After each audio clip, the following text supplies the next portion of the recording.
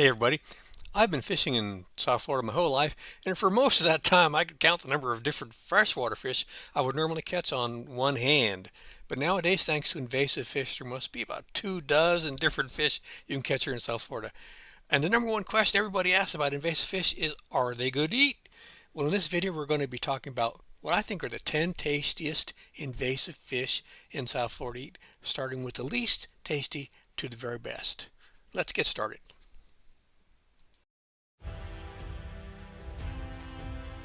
Hello everyone, it's Carl Lafong in collaboration with Robb's Homemade Life here, exploring the world of invasive freshwater fish in South Florida that are not only a challenge to the ecosystem but also surprisingly delicious. We're diving into the heart of Florida's waterways where these culinary culprits are wreaking havoc. From the notorious snakehead to the pervasive tilapia, these invaders are making a splash, and not in a good way. Now you might be thinking, why are we celebrating these ecological delinquents? Well, here's the thing. Just because they're a nuisance doesn't mean they can't be delicious. In fact, some of these invasive species are absolute culinary gold mines waiting to be unlocked.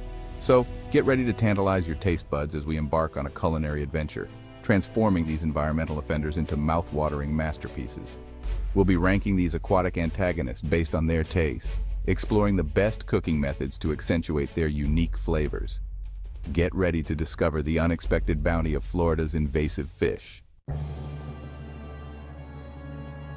First up, we've got the bottom feeders, the catfish family. Now, I'm not talking about your grandma's southern fried catfish. We're talking about the invasive armored catfish, the plecos, the suckers that are sucking the life out of our waterways. These armored fiends are like the roaches of the river, but don't let their appearance fool you. Underneath that rough exterior lies a culinary surprise.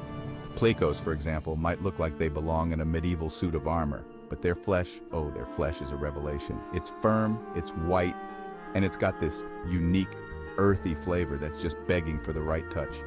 You see, most folks toss them back or turn them into fertilizer, but I'm telling you, these bottom feeders can be transformed into top-notch dishes. The key is to break down their tough exterior. A long, slow braise, maybe with some Asian spices, ginger, garlic, chili, a touch of soy sauce, and you've got yourself a dish that's both exotic and utterly delicious. Or you can fry them up crispy like a good old-fashioned catfish fry. So, next time you see one of these armored invaders, don't turn up your nose. Give them a chance and you might just discover your new favorite fish. Next up, we're tackling the infamous tilapia, or more specifically, the hybrid varieties that are running rampant in Florida's waters. Now, I know what you're thinking. Tilapia, that bland, tasteless fish? And you're not entirely wrong.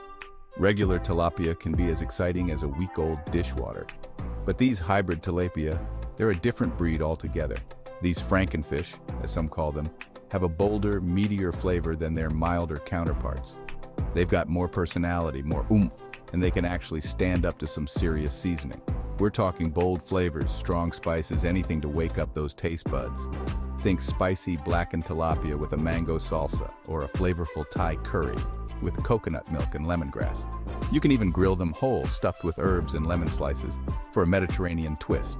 The key is to treat them with respect, not like some bland afterthought protein. So don't be afraid to experiment with these hybrid tilapia. Embrace their bolder flavor and get creative in the kitchen. You might just be surprised at how delicious these frankenfish can be. Now we're getting to the real bad boys of the waterways, the snakeheads. These predatory fish have a reputation for being aggressive, even breathing air and walking on land. But don't let their tough guy act fool you. Behind those sharp teeth and serpent-like heads lies a culinary gem. In Asian cuisine, snakehead is a prized delicacy, often featured in soups, stews, and curries. Its flesh is firm, white, and boasts a delicate, almost sweet flavor that's reminiscent of crab or lobster. It's a far cry from the muddy taste you might expect from a fish with such a fearsome reputation. One of the best ways to enjoy snakehead is in a spicy Thai curry, where its delicate flavor can shine through the bold aromatics. You can also steam it with ginger and scallions, preserving its natural sweetness and delicate texture. Or, if you're feeling adventurous, try grilling it whole, basting it with a sweet and savory glaze. So, the next time you encounter a snakehead, don't be intimidated. embrace its culinary potential and discover why this fearsome fish is a true delicacy in disguise. You'd think a fish that can crawl on land would be tough as boots, wouldn't you? Well, the walking catfish might be able to hold its own on land, but in the kitchen, it's a different story. This Southeast Asian native is another invasive species that's often overlooked for its culinary potential. But trust me, this is one fish you don't want to underestimate. Walking catfish has a sweet, mild flavor that's similar to, you guessed it, catfish. But unlike its American cousin, the walking catfish has a finer texture that lends itself well to a variety of cooking methods. In Southeast Asia, it's often fried, grilled, or used in curries and soups. One of my favorite ways to prepare walking catfish is in a spicy coconut curry, where its delicate flavor can shine through the rich, aromatic sauce. You can also try grilling it whole, stuffed with lemongrass and ginger, for a fragrant and flavorful dish. Or if you're feeling adventurous, try your hand at making a traditional Vietnamese fish stew, where the walking catfish adds a unique depth of flavor. So the next time you see a walking catfish, don't run for the hills. Head to the kitchen and discover the culinary delights of this land-loving fish. Now, let's talk about a fish that's as easy on the eyes as it is on the palate, the peacock bass. With its vibrant colors and striking patterns, this fish is a true beauty. But don't let its good looks fool you. The peacock bass is also a fierce predator, and its invasive presence has caused quite a stir in Florida's waters. But enough about its ecological impact, let's talk taste. Peacock bass has a firm white flesh that's often compared to snapper or grouper. It's got a mild, slightly sweet flavor that's incredibly versatile and takes well to a variety of cooking methods. You can grill it, bake it, fry it, or even sear it skin on for a crispy, flavorful crust. One of my favorite ways to prepare peacock bass is with a simple lemon butter sauce, letting the fish's natural flavor shine through. You can also try blackening it with Cajun spices for a spicy kick, or marinating it in Caribbean jerk seasoning for a taste of the islands. So, the next time you're looking for a delicious and sustainable seafood option, give the peacock a try. You might just be surprised at how much you enjoy this colorful character. Hold on to your hats, folks, because we're diving back into the world of tilapia, but this time it's the blue variety that's stealing the show. Now, I know what you're thinking. Another tilapia? Haven't we suffered enough? But trust me on this one, the blue tilapia is a different beast altogether. While it shares some similarities with its more common cousin, the blue tilapia boasts a firmer texture and a slightly sweeter, more delicate flavor. It's less muddy, more refined, and it can actually hold its own against stronger flavors. This makes it a fantastic option for grilling, baking, or pan frying. You can even use it in more delicate dishes like ceviche, where its clean flavor won't overpower the other ingredients.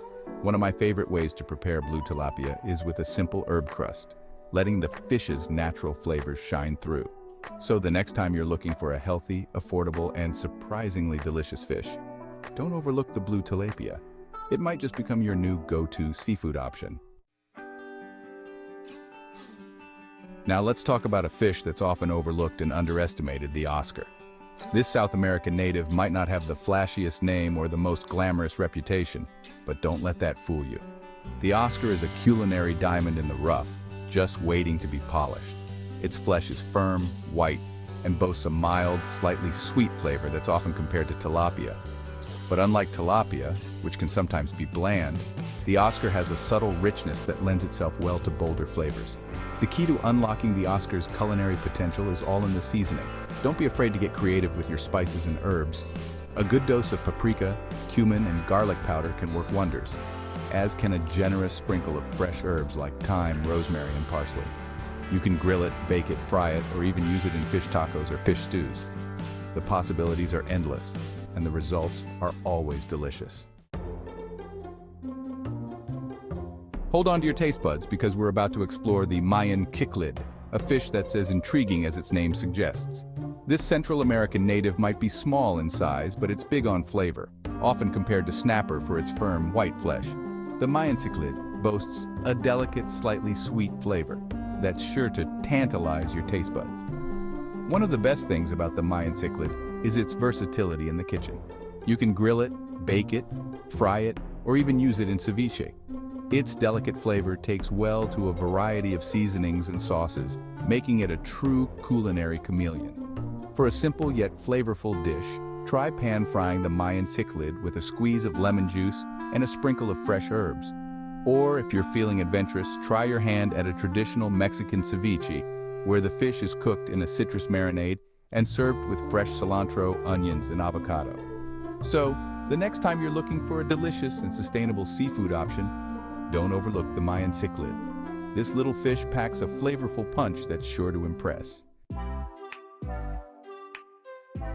All right, you lot, we've come full circle back to the tilapia. Yes, I know we've already given this ubiquitous fish a good going over, but before you click away, hear me out. Tilapia might have a reputation for being bland and boring, but in the right hands, it can be transformed into a culinary triumph. The key is to treat tilapia with respect, not as an afterthought protein. Give it some love, some flavor, some personality. Don't be afraid to experiment with bold spices, zesty marinades, and creative cooking methods. One of my favorite ways to elevate tilapia is to crust it with Parmesan cheese and herbs, then bake it to crispy perfection. You can also try blackening it with Cajun spices for a spicy kick, or marinating it in a flavorful teriyaki sauce for an Asian-inspired twist. So the next time you're at the grocery store and see tilapia on sale, don't turn up your nose. Embrace its versatility, unleash your culinary creativity, and give this humble fish a chance to redeem itself on your plate. So there you have it, folks, a culinary journey through the surprising world of Florida's invasive fish, proving that even the most unwelcome guests can be transformed into delicious meals. Remember, while these fish are invasive, they can still provide a delicious meal. Always ensure they are properly cleaned and cooked. Don't be afraid to experiment, get creative, and discover the unexpected bounty of these aquatic invaders. Thanks for watching and happy cooking.